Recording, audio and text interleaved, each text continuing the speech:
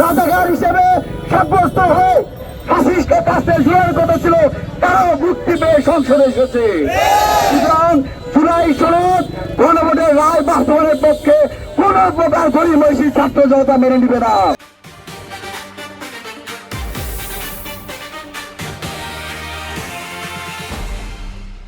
বর্তমান সরকার 2000 শহীদের রক্তের উপর দাঁড়িয়ে গঠিত একটি সরকার।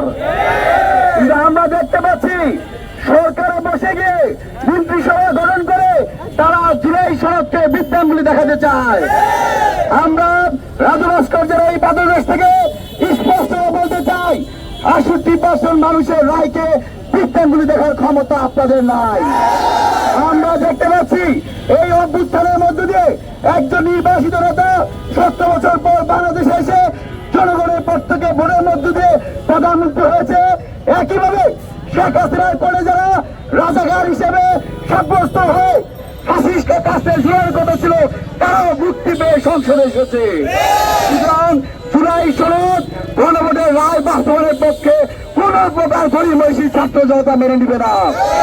আমরা আজকে এই রাজু ভাস্কর্যের পাদদেশ নিয়ে বলতে চাই, সরকার ইতিমধ্যেই জুলাই আন্দোলনকারীদেরকে দায় মুক্তি দিয়েছে, আমরা তাদেরকে সাধুবাদ জানাই।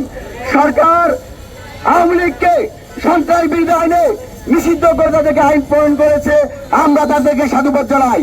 কিন্তু ইতিমধ্যে দেখতে পেয়েছি মানবাধিকার কমিশন সুপ্রিম কোর্টের যে বিচার বিভাগ প্রক্রিয়া, সেই বিষয়গুলোকে নিয়ে খেলাধুলা শুরু করেছে। আপনারা তো 2025 সালের 19 নভেম্বর সংসদের দক্ষিণ প্লাজায় 25টি রাজনৈতিক দল বিএনপি, জামাত, গণঅধিকার থেকে শুরু করে যে ঐতিহাসিক দলে দলিলে স্বাক্ষর করেছেন, নিজেদের সুবিধা অনুযায়ী সেই দলকে আপনারা বিদ্যাঙ্গুলি দেখাতে পারেন না। আমরা সরকারের প্রতি আহ্বান জানাই, বিরোধীদের প্রতি আহ্বান জানাই, অনতি বিলম্বে সংসদে জুলাই সনদ আইন বাস্তবায়ন করতে হবে। আমরা আজকে এখানে যেহেতু একটা নির্বাচিত সরকার, আমরা দাবি জানাচ্ছি, কিন্তু যদি সরকার এভাবে আমাদেরকে বিদ্যাঙ্গুলি দেখাতে চায়, শহীদদের আকাঙ্ক্ষাকে বাস্তবায়ন করতে না চায়, তাহলে ছাত্র অধিকার পরিষদ শুধু বিক্ষোভ সমাবেশ নয়, এর পরবর্তীতে কঠোর কর্মসূচি ঘোষণা করতে পারতে হবে। এই সময় আমরা লং মার্চ টু ঢাকা দিয়েছি, যমুনা ব্লকেটে অনেকবার হয়েছে। এবার কিন্তু যদি সরকার আমাদের জুলাই সনদ বাস্তবায়ন না করে, তাহলে কিন্তু আমরা সংসদ ভবন ঘেরাও করতে আমরা দ্বিধাবোধ করব।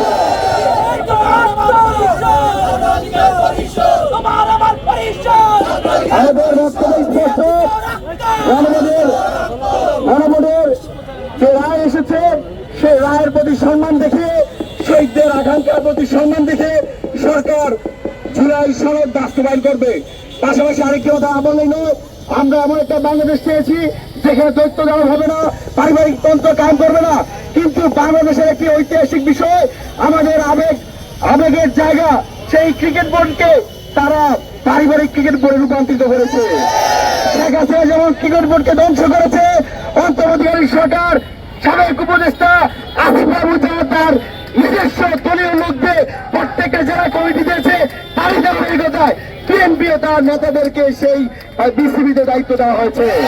আমরা বিসিবিকে স্বায়ত্তশাসিত প্রতিষ্ঠান হিসেবে সরকারের এই নগ্ন হস্তক্ষেপকে নিন্দা জানাই। একই সাথে আজকের এই সমাবেশ থেকে ছাত্র অধিকার পরিষদ স্পষ্টভাবে বার্তা দিচ্ছে, অনতি বিলম্বে সুপ্রিম কোর্টের আলাদা যে সচিবালয় করার প্রস্তাবনা দেওয়া হয়েছে, সেই প্রস্তাবনা আমার মেনে নিতে হবে। মানবাধিকার কমিশনে যে অধ্যাদেশ বাতিল করার প্রস্তাবনা পাশ হয়েছে, সেটাই সংসদে আবার পুনরুত্থাপন করতে হবে। সংবিধান সংস্কার অবশ্যই অবশ্যই অবশ্যই করতে হবে। ধন্যবাদ জানাই সাংবাদিক বন্ধুদেরকে, আমাদের পাশেই আমাদের এই সহযোগিতা বন্ধুরা গণভোট এবং জুলাই রায়কে বাস্তবায়ন করার জন্য আন্দোলন অনুসরণ করছে। সেই অনুসারে আমরা ছাত্র অধিকার পরিষদের পক্ষ থেকে সম্মতি প্রকাশ করছি, যতদিন না পর্যন্ত জুলাই গণভোট বাস্তবায়ন হবে, ততদিন পর্যন্ত ছাত্র অধিকার পরিষদ রাজপথে থাকবে।